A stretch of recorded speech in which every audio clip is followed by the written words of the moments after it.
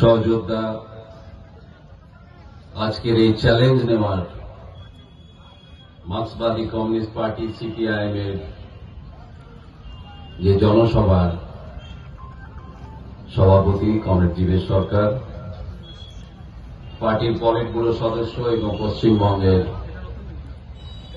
সম্পাদক, লড়াকু, তাড়িয়ে বেড়ানো, শত্রুদের ঘাম ছুটিয়ে দেওয়া, রাতের ঘুম কেড়ে নেওয়া লিডার মোহাম্মদ সেলিম, এখানে উপস্থিত পার্টির বর্ষিয়ান কমরেড শ্রদ্ধেয় অশোক ভট্টাচার্য, জলপাইগুড়ি জেলা সেক্রেটারি সহযোদ্ধা কমরেড সলিল আচার্য, আমাদের পার্টির অন্যতম লড়াকু মুখ দার্জিলিং জেলার সেক্রেটারি কমরেড সমন পাঠক, এখানে আছেন স্নিগ্ধাদি, এখানে আছেন বামফ্রন্টের অন্যান্য নেতৃবৃন্দ, এখানে আছেন জেলার অগ্রণী পার্টির কর্মী নেতৃত্ব, এখানে এসেছেন এই দুই জেলার এবং পার্শ্ববর্তী জেলার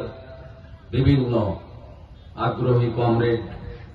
जो 2 साल पार हो गया, तुम्हारे जुमलाबाजी, तुम्हारा झूठाबाजी, तुम्हारा नाराबाजी, तुम्हारा डरवाने का राजनीति, उसके सामने कोई डरने वाला नहीं है।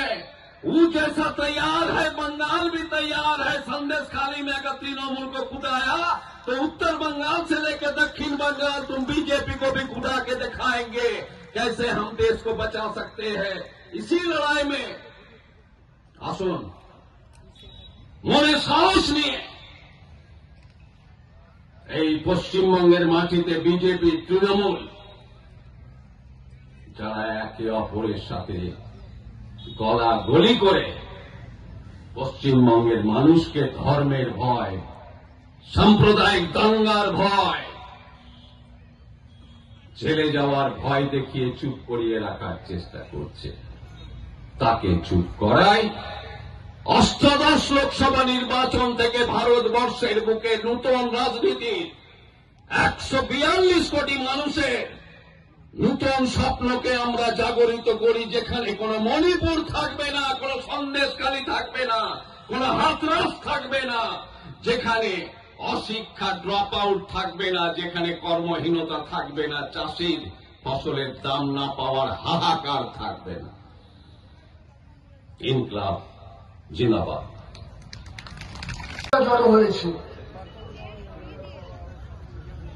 আমরা বুঝতে পারছি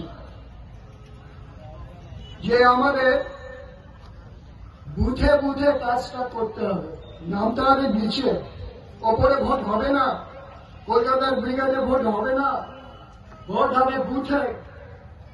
বুথে ভোট করতে গেলে আমরা বামপন্থীদের, বাম প্রান্তের, বাম গণতান্ত্রিক ধর্মনিরপেক্ষ শক্তি, তাদের যে রাজনৈতিক ভাষ্য, সেই ভাষ্য নিয়ে আমরা নিচে নামব।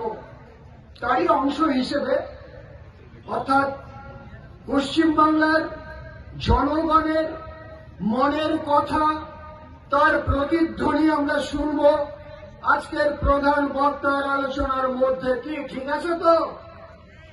একদম প্রতিধ্বনি এখানে শুনে যাব, জনগণের মনের কথার প্রতিধ্বনি শুনব। আর আমরা যারা এখানে আছি, আমরা সেই প্রতিধ্বনিকে নিয়ে আমরা অনুরণন সৃষ্টি করব বুথে বুথে জনগণের মধ্যে। ঠিক আছে? পারবো তো নাকি? পারা যাবে তো? আমাদের যে কথাটুকু বলতে চাই সেটা হচ্ছে, ওরা ভয় পেয়েছে, ওরা আমাদের ভয় করে। ওরা কারা? বিজেপি এবং তৃণমূল। ওরা আমাদের ভয় করে কেন বলুন তো?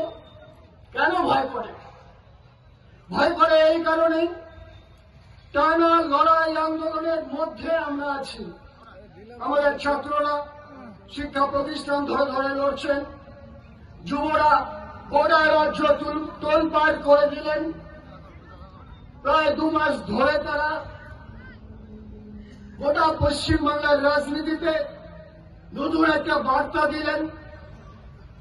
মহিলারা তারা লড়াইয়ের ময়দানে আছেন, শ্রমিক তারা ঘামের দাম বুঝে নেবার লড়াই শ্রেণী আন্দোলনের মধ্যে আছেন, কৃষক তার ফসলের দাম পাবার জন্য তার উৎপাদনের ক্ষেত্রে যাতে করে ব্যয় কমে লাভজনক হয় কৃষিপণ্য, সেদিকে লক্ষ্য রেখে তার লড়াই চলছে।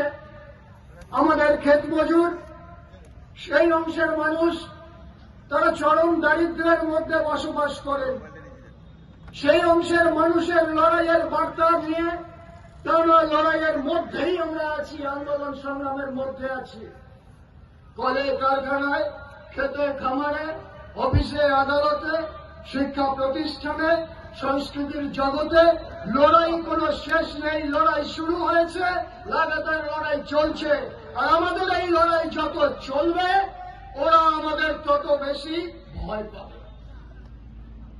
তাই ওদের ভয় সেটাকে ভিত্তি করে আমরা আমাদের যে বিকল্পের বার্তা যেটা নিয়ে লড়াই করছি, কেন লড়াইয়ের ময়দানে আছি, সেই লড়াইয়ের বার্তাটাকে আমাদের মানুষের কাছে পৌঁছতে হবে, ঘরে ঘরে পৌঁছতে হবে, বাড়ি বাড়ি পৌঁছতে হবে।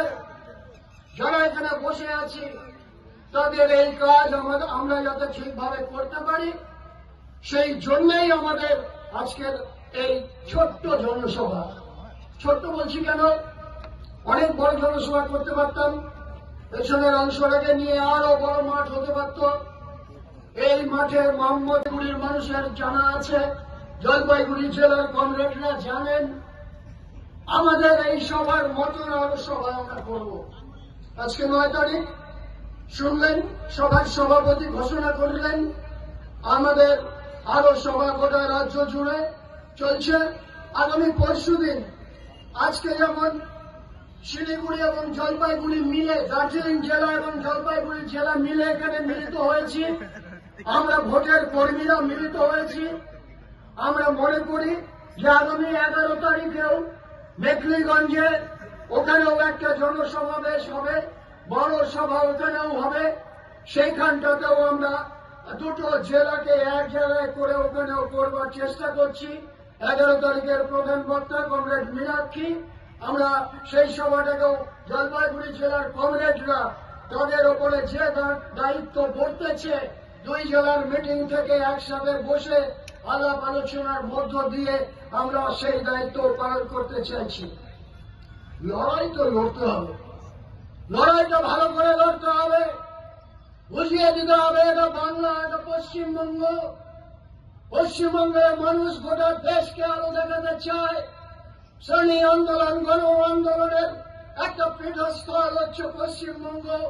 ফলে আমাদের দায়িত্ব অনেক বেশি।